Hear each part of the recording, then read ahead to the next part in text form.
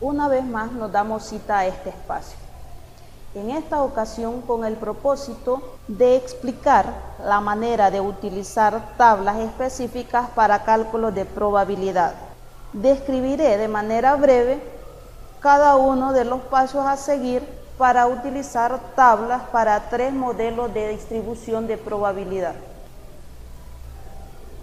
Me refiero al modelo de distribución de probabilidad binomial, modelo de distribución de probabilidad de Poisson y modelo de distribución de probabilidad normal estandarizada. Los dos primeros son referidos a variables aleatorias discretas y el último de estos 3 modelos se refiere a variables aleatorias continuas. Empecemos por el primero de ellos. El modelo de distribución de probabilidad binomial tiene características básicas que me sirven para identificar si este es el modelo apropiado a utilizar para calcular probabilidades de que una variable aleatoria pueda asumir determinados valores. Las propiedades de este modelo son: en primer lugar, se debe identificar que en el experimento aleatorio se den solamente 2 resultados posibles. Me refiero a que a un resultado de ello le denominamos éxito y al otro fracaso. Estamos hablando de experimentos aleatorios que se llevan a cabo n veces bajo las mismas condiciones, pero que en cada una de estas repeticiones solo podemos obtener 2 posibles resultados. Cada repetición es independiente de una u otra repetición. En el caso de variables aleatorias discretas, utilizamos una función de distribución de probabilidad para asignar probabilidad a cada uno de los valores que asume la variable aleatoria. En el caso específico de la distribución binomial, la función para calcular probabilidades está dada de la siguiente manera. Estamos hablando de que x en esta función denota la variable aleatoria discreta. Obviamente debemos identificar qué valores puede asumir nuestra variable aleatoria discreta, denominada x. La primera parte de la fórmula denota el combinatorio para un valor específico de x tomado de un tamaño de muestra o un número de ensayos ya dado para el experimento. La P de la fórmula denota una probabilidad conocida y se le denomina probabilidad de éxito. 1 menos P es la probabilidad del otro resultado posible en este experimento, denominado probabilidad de fracaso. Las tablas surgen con el propósito de ahorrarnos tiempo en el cálculo de probabilidades. Para poder utilizarla, debo saber identificar en el experimento que estoy realizando cuál es mi variable de interés, cómo la defino, y de acuerdo a ello, además, identificar P, que denota la probabilidad de X éxito dentro de este experimento. Hecho esto, para cada n existen valores específicos de nuestra variable aleatoria X, y para cada probabilidad de éxito tenemos una probabilidad específica de que X asuma esos valores dentro de nuestro tamaño de muestra o número de ensayos. Por ejemplo, en la siguiente tabla se muestra un ejemplo de tabla de distribución de probabilidad binomial. En la parte izquierda de la tabla podemos observar n, que como lo había explicado anteriormente, es el tamaño de muestra o el número de ensayos en un experimento binomial. Para cada n hay valores específicos de x. Así, por ejemplo, si tengo n igual 2, los valores que puede asumir X, que es mi variable aleatoria discreta, son 0, 1 y 2. En la parte superior de esta tabla podemos observar la letra P, que denota probabilidad de éxito. Tenemos disponibles en las tablas que se les ha facilitado probabilidad de éxito desde P igual a 0.01 hasta P igual a 0.95 y tenemos desde N igual 2 hasta N igual 20. Veamos cómo vamos a emplear estas tablas para calcular probabilidad. Por ejemplo, tenemos el siguiente caso.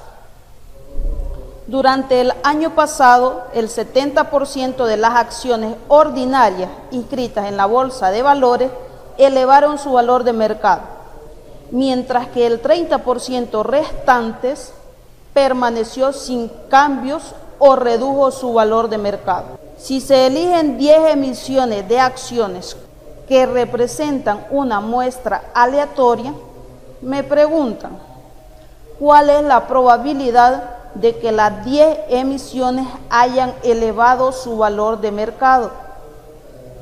Además me preguntan, ¿cuál es la probabilidad de que al menos 8 emisiones hayan elevado su valor de mercado?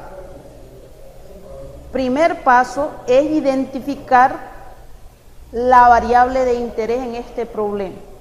Digamos mi variable aleatoria X, y la vamos a definir como número de acciones que elevaron su valor de mercado.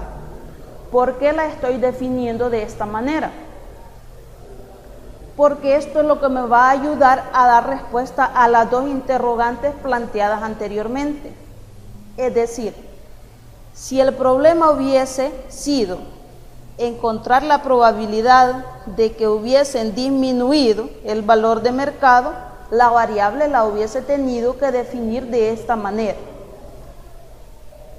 Ahora bien, dentro del problema me dice que se tomó una muestra de 10 acciones y también dentro del mismo problema me identifica de que el 70% de las acciones han elevado su valor de mercado.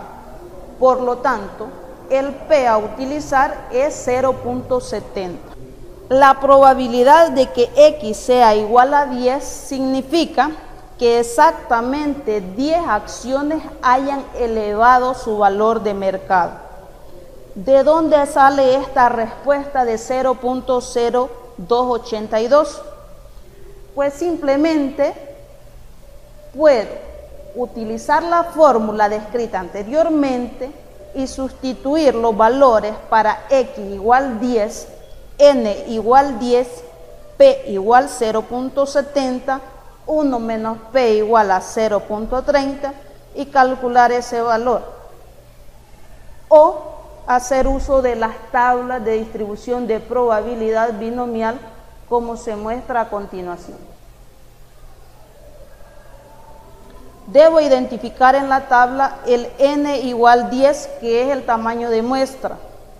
Luego debo identificar en la tabla el P de 0.70. Y por último, el X igual 10. Esto me va a dar la probabilidad de que 10 emisiones hayan elevado su valor de mercado. Repito, P igual a 0.70, N igual 10 y X igual 10. Esta es la respuesta a la primera interrogante. Segunda interrogante, que al menos 8 hayan elevado su valor de mercado. Al menos 8 significa 8 o más. En el caso específico, que tenemos una muestra de 10, significa sumar la probabilidad de que X sea igual a 8 más la probabilidad de que X sea igual a 9 más la probabilidad de que X sea igual a 10. En las tablas esto significa P igual a 0.70, n igual 10, x igual a 8, 9 y 10 y sumar las respectivas probabilidades. De esta manera nosotros podemos utilizar las tablas y ahorrarnos tiempo en el cálculo de probabilidad.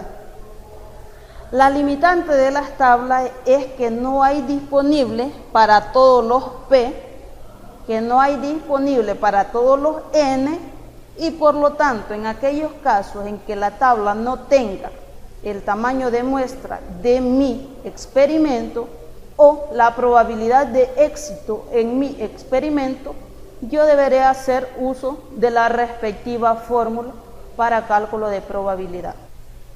El siguiente modelo de distribución de probabilidad, también para variables aleatorias discretas, es el que sigue la distribución de Poisson.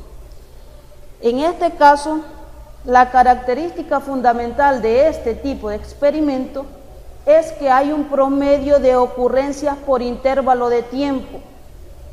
Repito, debemos conocer un promedio de ocurrencias por intervalo de tiempo. Tiempo o espacio, me dice, los cuales son independientes, y de ahí nace la utilización de la respectiva función de probabilidad bajo este modelo. F de x igual a mu, que es el promedio de ocurrencias según el intervalo de tiempo. X es el valor que asume la variable aleatoria para la cual necesito obtener la probabilidad. E es una constante, la base del logaritmo natural, y x es el respectivo valor de la variable para la cual busco la probabilidad. En las tablitas podemos ver de que nos dan valores específicos de mu, que es el promedio de ocurrencia. En este caso, nótese que x no tiene límite. Nosotros podemos estar calculando probabilidad de x indefinidamente. En este modelo el límite no se ve identificado. En las tablas aparecen probabilidades hasta que x empieza a tener solamente ceros.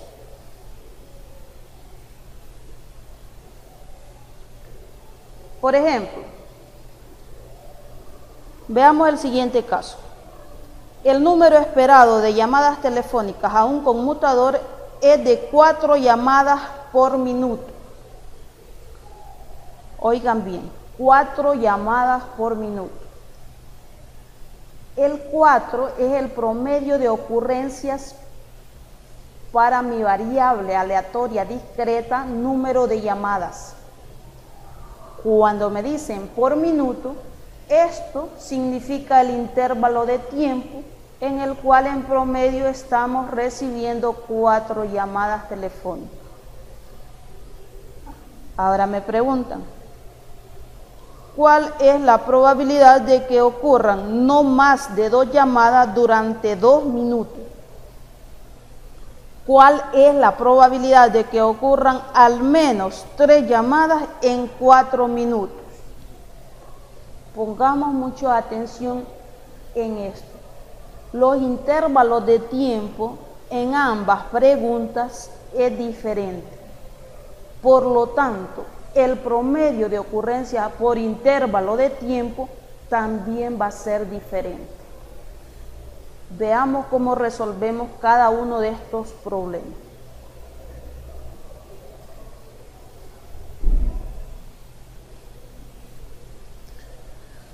En el primero de los casos, el intervalo es de 2 minutos. Anteriormente me habían dicho de que el promedio es de 4 por minuto. Por lo tanto, en 2 minutos se esperaría de que sea el doble de llamada. Significa 8 llamadas en intervalo de 2 minutos. Que no ocurran más de 2 llamadas significa que pueden ocurrir 0 llamadas, 1 llamada, hasta 2 llamadas. Por lo tanto, deberé sumar la probabilidad de x igual 0 más la probabilidad de x igual 1 más la probabilidad de x igual 2. ¿De dónde sale esta respuesta? pues podemos hacer uso de la tabla también, identificando el valor de mu igual 8 y sumando las respectivas probabilidades. En el segundo de los casos, el intervalo es de 4 minutos, por lo tanto, el promedio de ocurrencia en ese intervalo va a cambiar.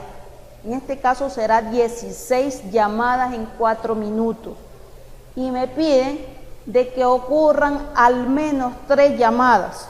Había mencionado anteriormente de que nuestra variable X, en el caso de una distribución Poisson, no conocemos cuál es el límite de valores. Por lo tanto, este tipo de ejemplos o de casos lo vamos a resolver por diferencia, asumiendo que tenemos presente que una distribución adecuada de probabilidad debe sumar 1 para todo el espacio muestral, es decir, para todos los valores que asume X, conocida su respectiva probabilidad, y sumadas estas probabilidades, debo tener 1.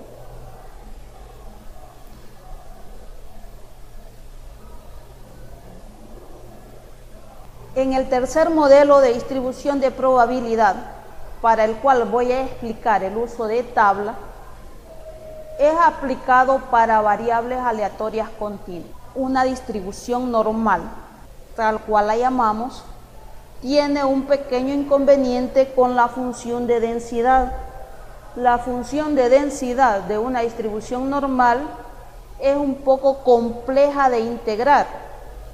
Al ser compleja la manera de integrar esa función, pues se me dificulta el cálculo de probabilidades para áreas bajo la curva. Recordemos un poquito. La distribución normal tiene una gráfica en forma de campana. Tenemos la variable aleatoria X, que en nuestro caso es una variable continua. La gráfica para esta variable que sigue una distribución normal me dará una forma de campana. Se dice que es asíntota al eje de las X. Significa que decrece hacia menos infinito sin tocar jamás el eje de las X. Decrece por lado de la derecha hacia más infinito sin cortar jamás el eje de las X. Otra característica fundamental es que posee la propiedad de simetría. Simetría significa 50% de los valores de la variable X están a la izquierda de la media y 50% a la derecha de la media. Si se cumplen estas características y yo tengo una distribución normal estandarizada, pues yo voy a aplicar el siguiente proceso. Debo obtener Z, que significa número de desviaciones estándar de la media.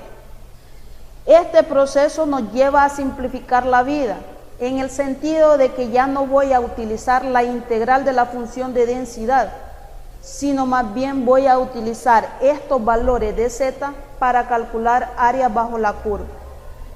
Para estos valores de Z tenemos la tabla de distribución de probabilidades normal estándar. Z lo calculamos como la diferencia del valor que está asumiendo la variable X menos la media entre la desviación estándar. La tabla que vamos a utilizar es de la siguiente manera. Al lado izquierda de la tabla tengo valores de Z que resultan de la fórmula descrita anteriormente. Para cada valor de Z, que en este caso está a 2 decimales, tengo áreas específicas bajo esa curva en forma de campanita. Hay 4 columnas. La primera de ellas corresponde al área chica. ¿Qué significa área chica? Estamos hablando de los extremos o de las colas de esa curva. Puede ser a la derecha o puede ser a la izquierda. Segunda columna, área grande. Corresponde al área desde ese valor de Z, todo a la izquierda, o si el valor de Z se encuentra a la izquierda de la media, pues sería desde ese valor de Z, todo a la derecha, toda el área grande. Tercera columna, área central. En este caso es cuando me piden calcular probabilidades desde un valor de Z a la izquierda a un valor de Z a la derecha, la misma distancia respecto a la media, con la única diferencia de que uno de ellos es negativo y el otro es positivo, pero son el mismo valor en términos absolutos, entonces deberé buscar en el área central. Cuarta columna, área de 0 a Z. ¿Qué significa? Valor de Z en tabla que me proporciona el área desde el valor de la media hasta un valor específico de X. Veamos cómo se emplean con ejemplos. Mediante el uso de tabla, esquematice el área bajo la curva para los valores dados de Z. Me piden encontrar el área para un Z de 0.00 y un Z de 1.60. Gráficamente es lo que se muestra. El área bajo esa curva corresponde a 0.44520. Puede verificarlo en su respectiva tabla.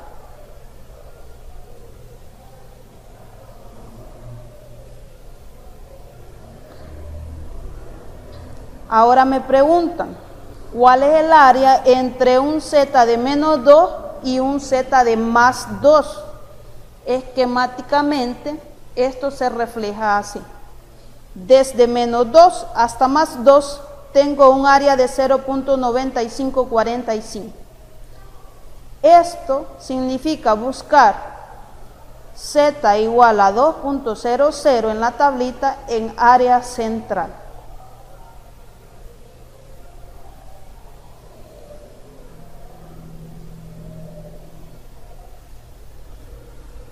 ¿Cuál es el área desde un valor de Z equivalente a 0.00 y un valor de Z equivalente a menos 0.90? El área corresponde a 0.31594. Esto resulta de buscar en tabla un valor de Z de 0.90 en la cuarta columna, es decir, área de 0 a Z. Si usted al ver la tabla no encuentra un valor de Z con signo negativo, no se preocupe. Todos los valores de la tabla son positivos, pero debe recordar la propiedad de simetría de la distribución normal, que significa un Z positivo a la derecha de la media equivalente a un Z negativo, o sea, a la izquierda de la media, para el mismo tamaño de intervalo es exactamente la misma área, por propiedad de simetría. Veámoslo de otra manera. Me piden calcular el valor de Z específico para un área chica equivalente a 0.025. Si yo tengo reflejado esto esquemáticamente, el área chica está a la derecha, es una cola. Busco dentro de las áreas, en la primera columna, el valor de 0.0250 y veo a cuánto equivale el valor de Z. En este caso, el Z vale 1.96.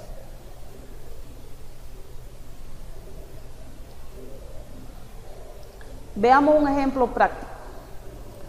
Se ha determinado que la vida útil de cierta marca de llantas sigue una distribución normal con media de 38.000 kilómetros y desviación estándar de 3.000 kilómetros. Me piden calcular la probabilidad de que una llanta seleccionada aleatoriamente tenga una vida útil menos de 35.000 kilómetros.